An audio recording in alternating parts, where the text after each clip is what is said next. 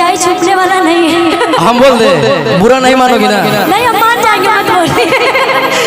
कि जोर तोरा बहिनी के दिल जकरा के मन कर दे,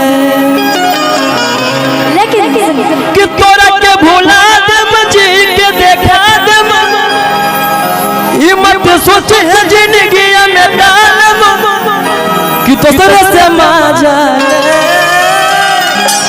कि जोर तोरा बहिनी के दिल तोरे के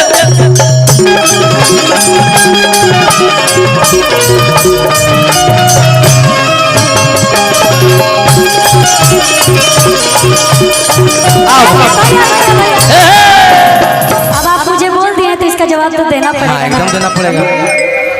अरे हितोई में आई के हिलावो तारी टोला, आई तोई में जाई के हिलावो तारी टोला, हिलावो तारी टोला। रोशन तोहर बहिनी हो गई बाबा, रोशन